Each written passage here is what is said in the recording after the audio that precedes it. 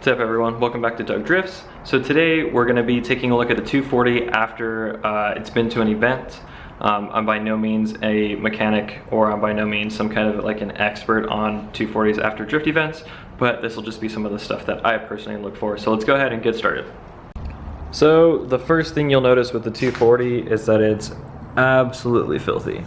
The car's been sitting for a little bit, but the track, most tracks in California actually have like dirt runoffs instead of grass like everywhere else. So the car tends to get covered in a lot of dust and a lot of dirt. So that's the first thing that you'll kind of notice with my S13 here. If this camera would ever focus, there it is. And you could just tell like the car sat out a little bit and it got dust everywhere, so it needs to be washed. But other than that, let's go ahead and take a look around the car.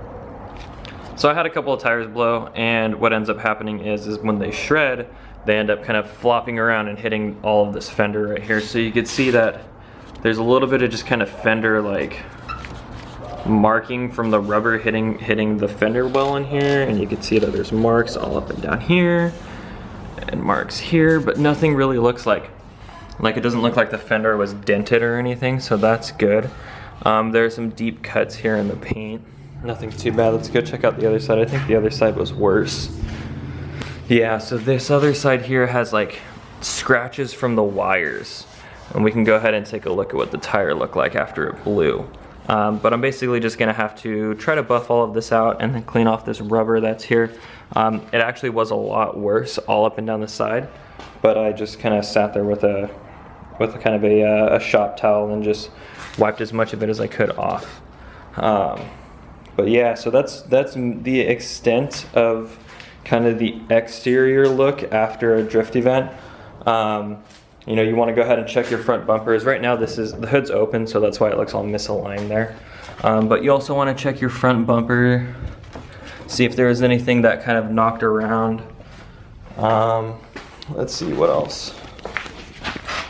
Over here, I sideswiped a cone, kind of marked up my front bumper here. That was pretty cool though. I'll try to link that like exact drift in there so you can see that.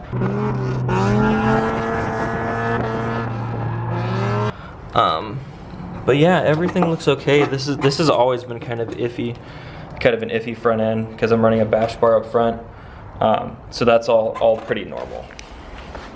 All right, so the next thing you're gonna wanna do, or really just in any order, just make sure you hit these, is you wanna go ahead and just check the engine bay, check your fluids, see if there's anything kind of weird that kind of seems out of place. So make sure your battery's still tied down, everything's good here, so that everything's lined up. So on my S13, this is the coolant tank, or the coolant overflow tank. It has kind of this overflow area. Let's see if I can... Yeah, you see there's like a hole here, so once I start heating up and it starts building up a lot of pressure, coolant actually kind of pours out of this. So periodically I had coolant and like a coolant water mixture coming out after my runs. So as you can see, I need to get some coolant in here so that way I make sure I don't overheat. So that's one thing I gotta make sure of.